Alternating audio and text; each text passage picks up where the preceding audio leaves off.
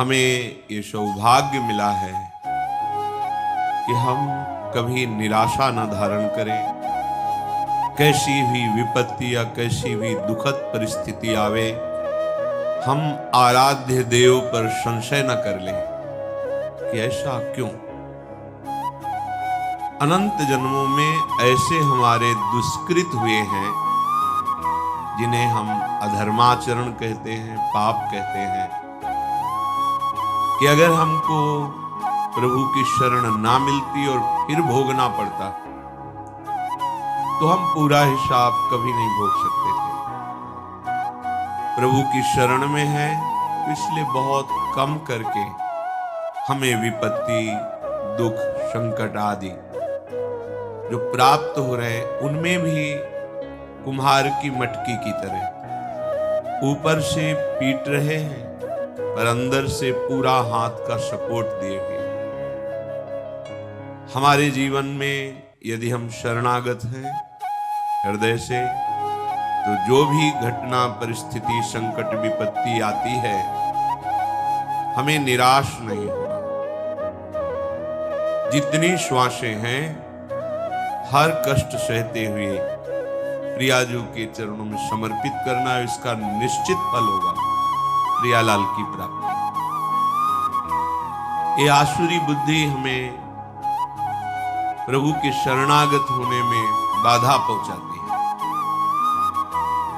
इसी से हमें निराशा मिलती है। जितनी मात्रा में आसुरी बुद्धि होती है उतना ही भगवत मार्ग में निराशा पैदा करती है। और जिनके संपूर्णतया आसुरी बुद्धि का ही प्रकाश होता है उनको तो मार्ग ही समझ में नहीं आता है। आनंद का मार्ग भी उन्हें महान क्लेश और अशांति का मार्ग लगता है। किसी विपत्ति घटना में बहुत बड़ा मंगल विधान प्रभु का छुपा होता है। बड़े बड़े भक्तों के जीवन चरित्रों को जब पढ़ा गया, सुना गया और समझने की चेष्टा उनके चरण कृपा प्रसाद से की गई तो यही समझ में आया है कि उद्देश्य की प्राप्ति के लिए अब दुख सुख की परवाह नहीं करना। जो भी दुख या सुखद परिस्थिति आती है वो शरीर के ऊपर आती है। आत्मा में तो कभी इसका प्रवाह, प्रवेश, कोई भी स्फुरना बिल्कुल नहीं। ना दुख का प्रवाह है, ना विपत्ति, संकट, अस्त्र शस्त्र, मार पीट, इनका प्रवेश ही नहीं। वही हमारा स्वरूप है। ना जानने के कारण शरीराभिमान से युक्त होकर बहुत सी गलतियां हो गई। उन्हीं गलतियों का फल इस शरीर को भोगना पड़ता है। वही हमारे कर्म किसी की बुद्धि में बैठ करके हमें दंड देते हैं। यदि हमारा कर्म ऐसा नहीं है तो त्रिभुवन में सब ईश्वर से संचलित है। किसी की ताकत नहीं है कि कोई कुछ कर सके। कई बार सत्संग में सुनाया है कि एक बाल्यावस्था से भगवान शालिग्राम की आराधना करते हुए विरक्त मार्ग के पथिक बने और हर समय भजन परायण और भ्रमण करते थे। एक दिन वो गंगा किनारे शौच आदि क्रियाएं करके स्नान करने को जा ही रहे थे कि 90 लोगों ने भाला, लाठी, तलवार लिए हुए मारो मारो ऐसा कह के घेर लिया। तो संत थे, उन्होंने हाथ जोड़ा और कहा आप सब मार तो डालेंगे ही, यदि कृपा करें हमें इतना समय दे दे कि हम स्नान करके अपने शालिग्राम भगवान को स्नान करा के चरणामृत ले लें, फिर आप आराम से मार। भगवान की इच्छा से वो रुक गए। स्नान किया, शालिग्राम भगवान का सांगोपांग स्नान आदि करा के पूजन किया, चरणामृत लिया और हृदय से प्रार्थना की, प्रभु इस जन्म में हमने तो कोई ऐसी गलती नहीं की जिसका ऐसा दंड मिले कि 90 लोग प्रहार करके मारेंगे। क्या इन 90 लोगों के मारने का रहस्य क्या है? सच्चे हृदय से प्रार्थना की तो भगवान उनके हृदय में स्फुरणा की और जैसे अपने को टीवी में दृश्य दिखाई देता है ऐसे दृश्य उनके सामने चलने लगा। उन्होंने 90 पुरुषों की हत्या की थी पूर्व जन्म में। तो भगवान ने कहा इनको 90 बार जन्म लेना होता और तुम्हें 90 बार मरना होता, पर मेरे भजन का प्रभाव है कि एक साथ ही 90 तुम पर प्रहार करेंगे। तुम मेरे ध्यान में निमग्न हो जाओ, शरीर छोड़कर अब तुम मेरे परम धाम को आओ। भगवान ने हटाया नहीं, ये कृपा करी कि उसे 90 बार जन्म ना मरना नहीं पड़ा। एक बार में ही 90 लोगों ने प्रहार किया और शरीर तो नाशवान ही है, एक न एक दिन सबका छूटना है। शरीर छूटा और भगवत धाम को गए। अब अगर बाहरी चेष्टा देख ली जाए तो बड़ी भयावनी लग रही है कि भगवान का भक्त और 90 लोगों का मिलकर प्रहार करना, भगवान बचा नहीं सकते थे क्या? भगवान ने बचा लिया। बार बार जन्म मरण के चक्र से बचा। शरीर तो एक बार छूटता ही है। बड़े महान सत्यवादी भगवत भजन करने वाले प्रताप राय जी की बहन उनके समीप आई कि आपके बहनोई की दशा बिगड़ चुकी है, बहुत औषधियां दिलाई पर वो मरणासन स्थिति में है। मुझे विश्वास है कि अगर आप कह दोगे तो फिर हमारे पति का जीवन बच जाएगा, नहीं तो बिल्कुल मरणासन, आप चलिए। उनका बहन हमारा जीवन भगवान को अर्पित है। हम भगवान से प्रार्थना किसी के बचाने की या सुख की या दुख निवृत्ति की ये सब नहीं करते।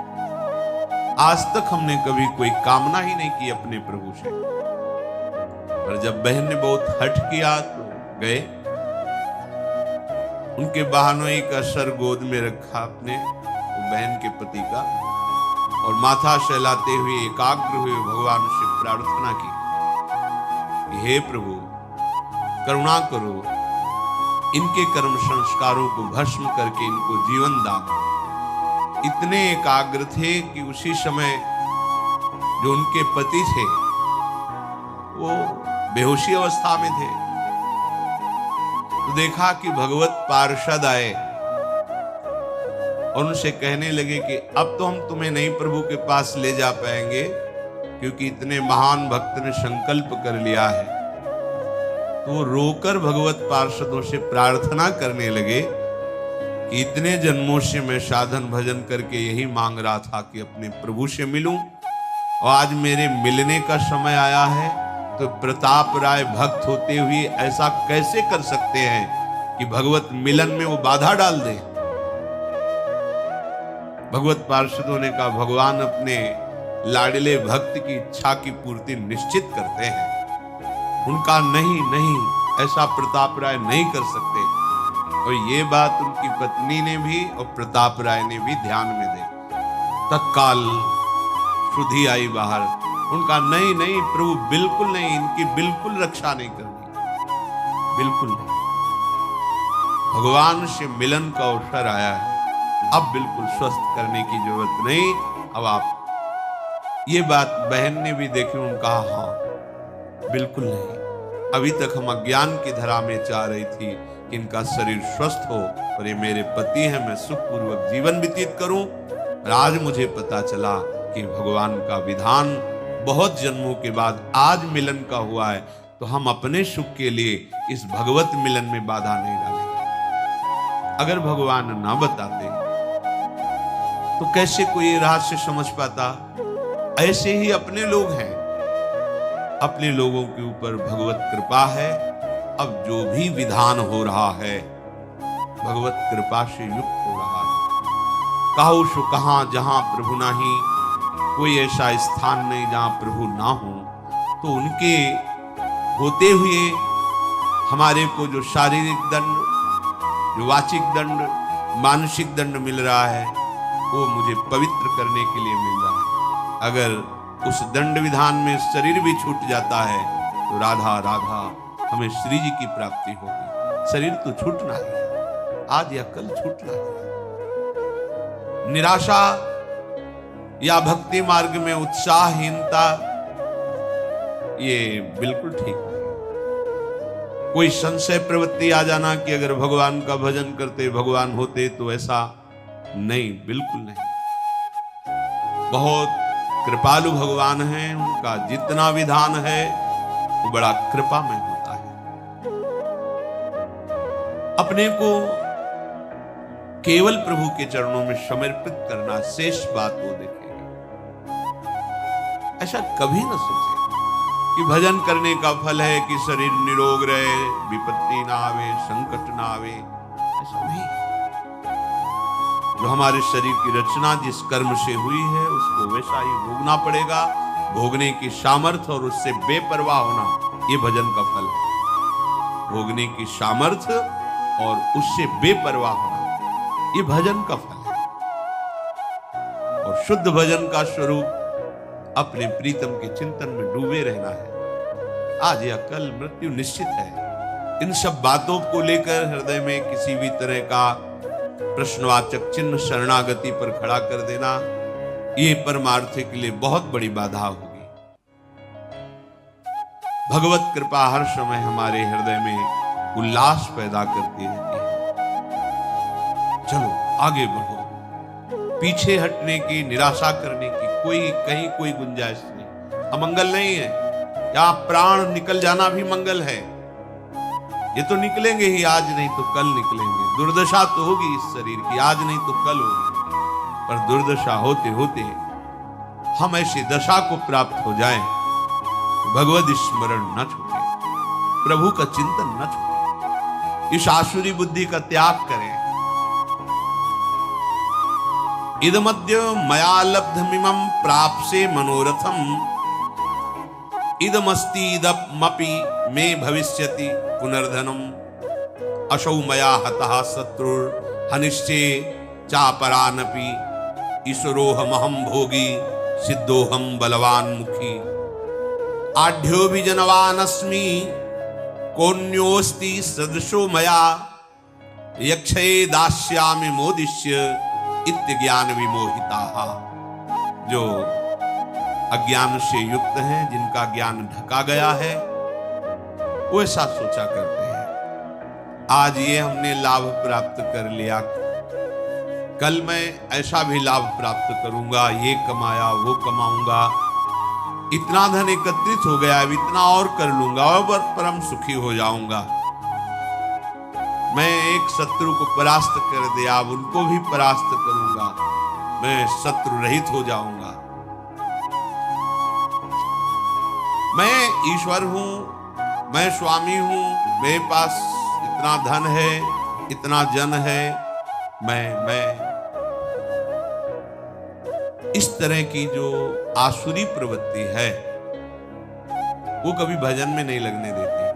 धन का आश्रय, जन का आश्रय, विद्याभिमान, शरीराभिमान, मान सम्मान की प्रियता, सब आसुरी बुद्धि है। शरीर न्यौछावर कर दिया आप श्री जी के प्रति, जैसा चाहे वैसा। बड़े बड़े महापुरुषों के जीवन में बड़ी बड़ी विषम परिस्थितियां आती हैं। उपासक को घबराने की जरूरत नहीं। पूज्य श्री सनातन गोस्वामी जी निरंतर भजन में डूबे हुए महापुरुष, जब पुरी में महाप्रभु के समीप थे तो पूरे शरीर में ऐसे खुजली हुई घाव हो गए, उनसे मवाद बन गए। महाप्रभु जब देखते सनातन जी को तो हृदय से लगाते, उनके शरीर में वो लग जाता। बहुत क्लेश होता उनका, इससे अच्छा है शरीर छोड़ दे। कई बार महाप्रभु से प्रार्थना की, प्रभु इस अधम के शरीर को मत छोड़।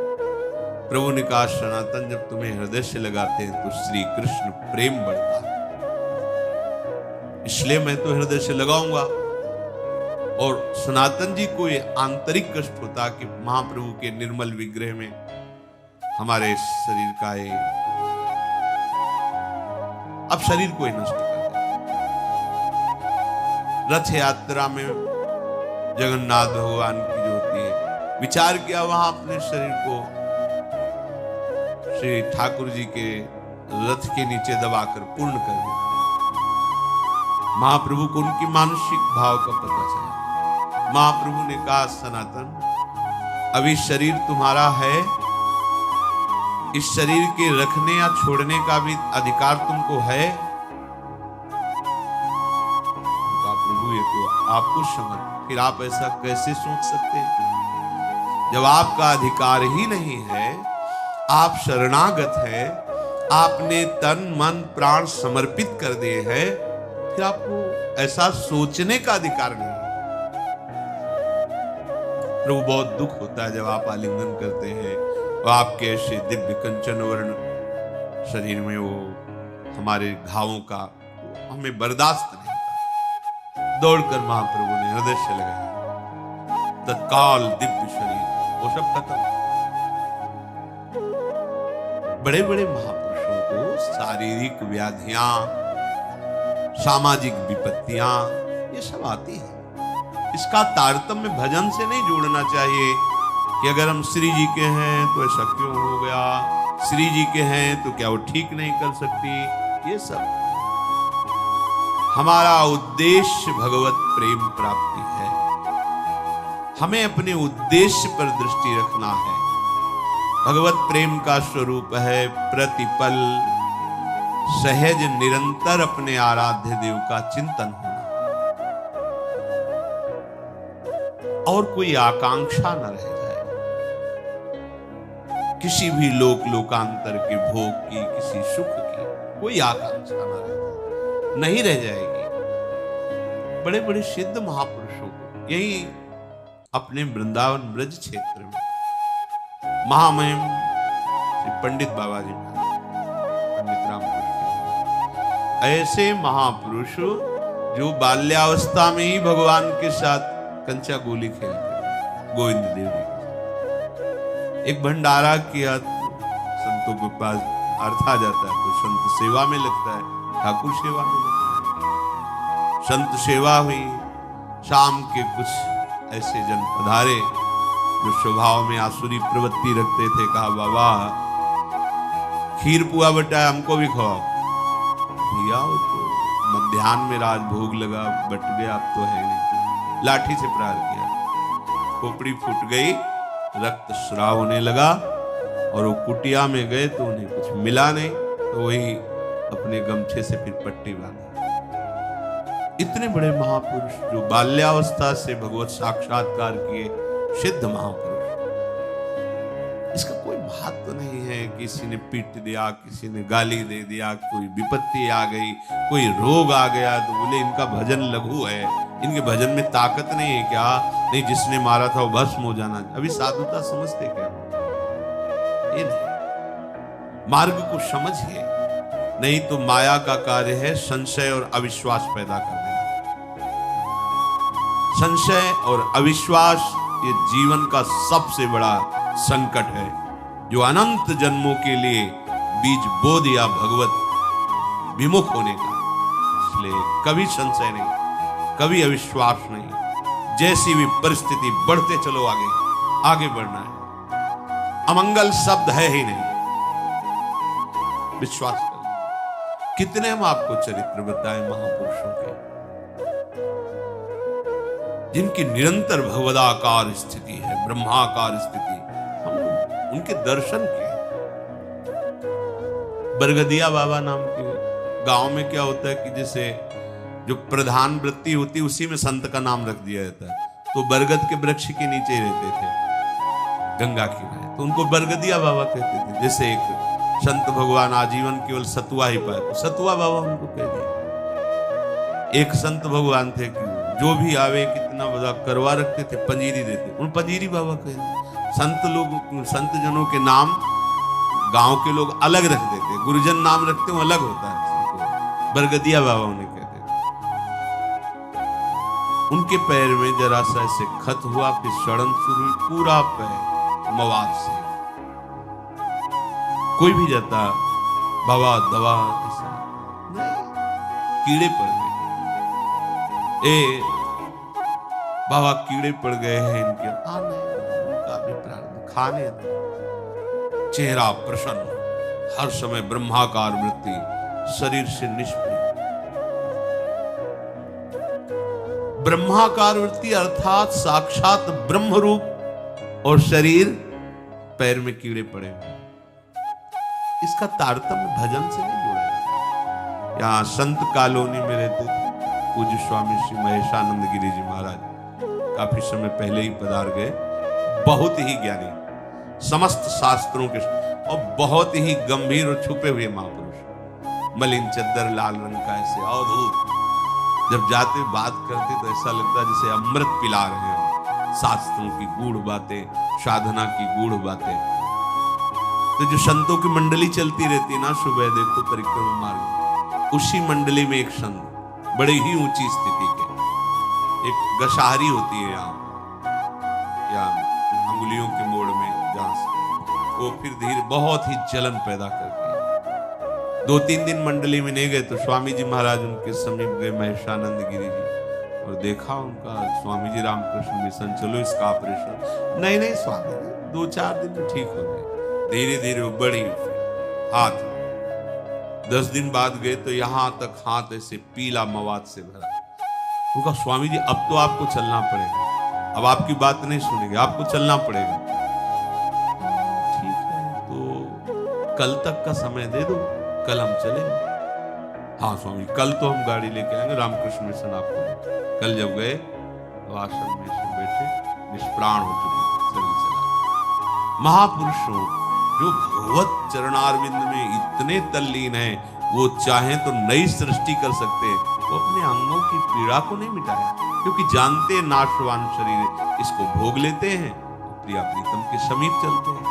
ये संशय वृत्ति हृदय में बिल्कुल नहीं होनी चाहिए कि यदि भजन का फल सुख है तो इनको बुखार क्यों आ गया, भजन का फल सुख है तो इनका अंग भंग कैसे हो गया, भजन का फल भगवान रक्षा करते तो इनको गाली किसने दे दी, इनको पीठ किसने दिया।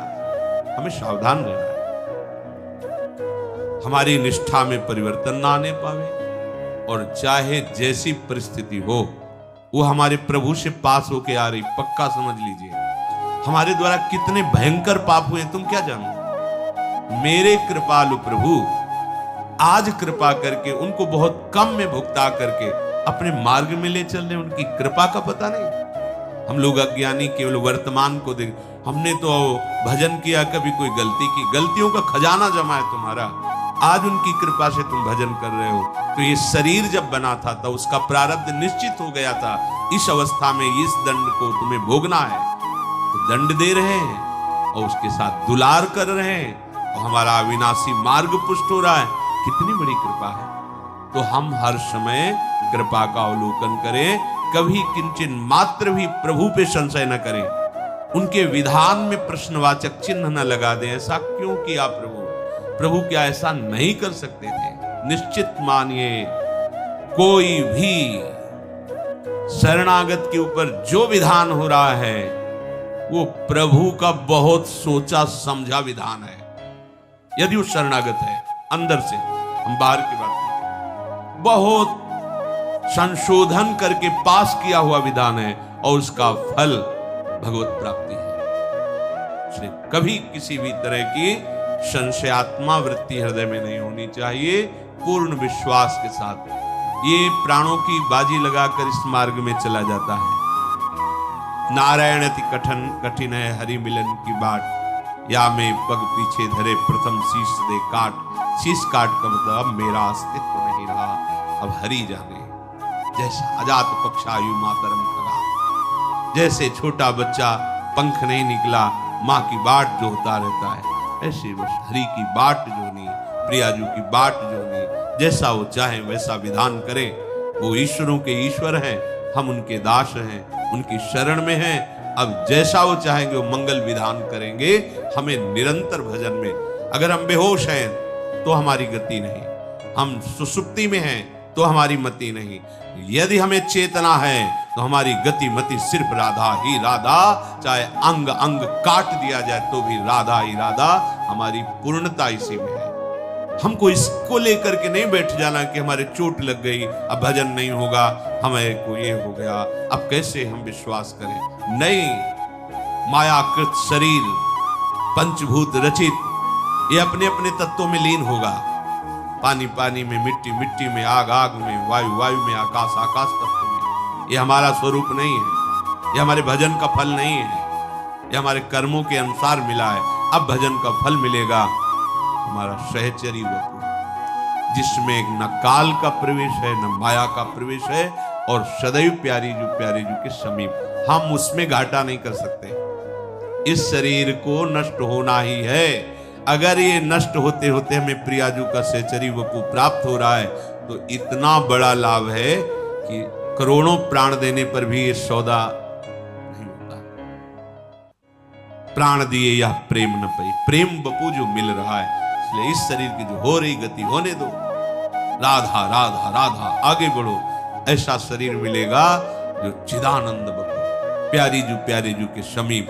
अगर इसी पे आसक्त होकर इसी की घटना, इसी की परिस्थिति विपत्ति में फंसे रहे तो प्रिया प्रीतम का चिंतन नहीं होगा। फिर तो ये छूटेगा तो ऐसा ही दूसरा फिर पांचभौतिक मिलेगा, कोई भी जीव जंतु का शरीर मिलेगा। इसलिए बहुत विवेक की आवश्यकता है। माया अपनी आंधी तूफान चला करके आपको सत मार्ग से डिगाने की चेष्टा करेगी। वो ऐसा अनुभव कराएगी कि भगवान है ही नहीं, उसका काम है। जैसे भक्ति अनुभव कराती है सर्वत्र भगवान है, ऐसे माया अनुभव कराती कहीं कोई भगवान नहीं है। ये उसका जादू है, ये उसका जादू है। आपको लगेगा अगर कहां भगवान है, पुकारा आए क्या, नहीं आए ना, नहीं है। ये अनुभव माया करे, हमें परास्त नहीं। आप आओ ना आओ, हमने आपसे प्रेम किया है, अपना जीवन दिया है। अब आप जैसा चाहो व्यवहार करो हमारे साथ, क्योंकि हमारा कुछ है ही नहीं। बाप आगे बढ़ो, बिल्कुल कहीं किंचन मात्र भी पीछे की तरफ कदम ना हो जाए। सत्संग का यही फल है। हम जहां हैं इतनी दृढ़ता पूर्वक पैर रखें कि पीछे नहीं, बढ़ेंगे तो आगे बढ़ेंगे, नहीं तो खड़े खड़े पुकारते रहेंगे, आपको आना पड़ेगा। हमारे कदम बढ़ेंगे तो आगे बढ़ेंगे, अब पीछे नहीं।